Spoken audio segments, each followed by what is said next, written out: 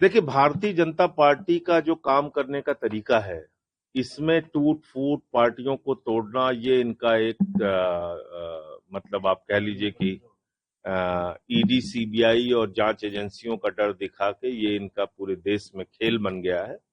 इन्होंने शिवसेना तोड़ी, एनसीपी तोड़ी, इन्होंने अरुणाचल में पूरी की पूरी कांग्रेस तोड़ी, उत्तराखंड में कांग्रेस तोड़ी, गोवा में कांग्रेस तोड़ी, कर्नाटका में कांग्रेस तोड़ी, मध्य प्रदेश में कांग्रेस तोड़ी। तो अलग अलग राज्यों के अंदर इन्होंने अपना प्रयोग किया।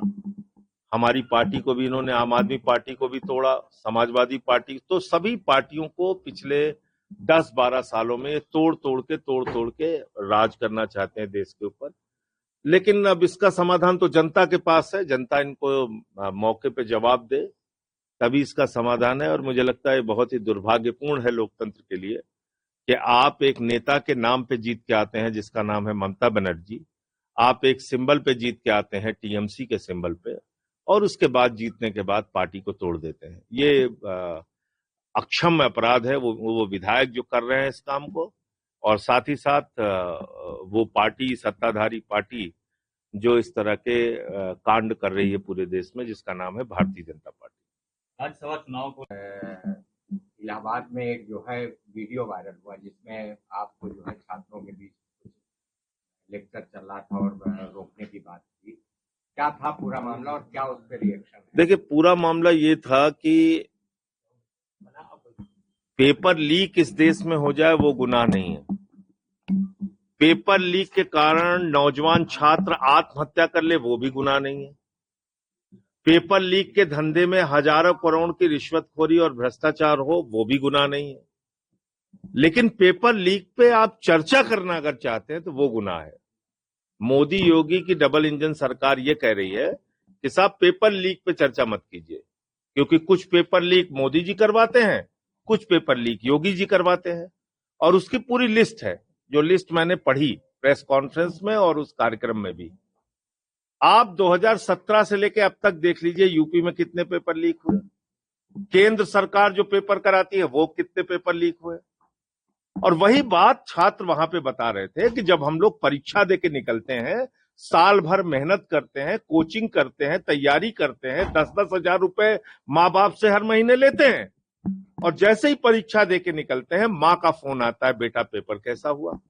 पिता का फोन आता है, भाई का फोन आता है, परिवार को हम आश्वस्त करते हैं इस बार बहुत अच्छा पेपर हुआ है, हम निकल जाएंगे, फिर पेपर लीक हो जाता है।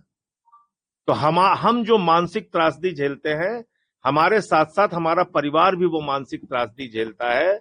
इस कष्ट को कौन समझेगा, यही बातें वो लोग कर रहे थे। तब तक एडीएम साहब पहुंच गए अपने पुलिस अधिकारियों के साथ, कई पुलिस अधिकारी भी उनके साथ थे। कहने लगे साहब आप यहाँ पे चर्चा नहीं कर सकते। हालांकि मैंने उनकी कोई बात मानी नहीं, वो आपने देखा होगा, और वो पूरी तरीके से गलत, गैर संवैधानिक, गैर कानूनी काम कर रहे थे। मैं उनके खिलाफ प्रिविलेज का भी नोटिस दे रहा हूं, और जितने भी अधिकारी थे उनके खिलाफ प्रिविलेज का नोटिस भी मूव कर रहा हूं। और निश्चित रूप से ये डेमोक्रेसी नहीं है, ये डिक्टेटरशिप है जो उत्तर प्रदेश में योगी जी की सरकार चलाना चाहती है।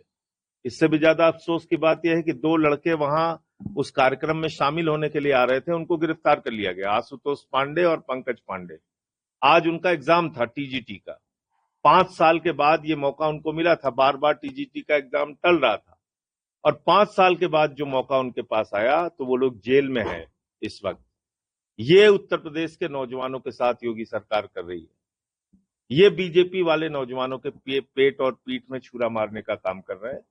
तो ये संवाद का कार्यक्रम रुकेगा नहीं और जिलों में भी जारी रहेगा। आज मैं लखीमपुर खीरी गया था अनूप मिश्रा जी से मिलने, जिनका बेटा, इकलौता बेटा ऋतिक मिश्रा, उसने आत्महत्या कर ली नीट का पेपर लीक होने के बाद। तो आप समझ सकते हैं कि इस देश का नौजवान कितनी पीड़ा में है, और वो अपने भविष्य को लेकर कितनी अनिश्चितता में जी रहा है। तो उन्हीं सवालों को उठाने का काम आने वाले दिनों में भी मैं करता रहूंगा, अलग अलग जिलों में भी जाऊंगा और विश्वविद्यालयों में भी जाऊंगा।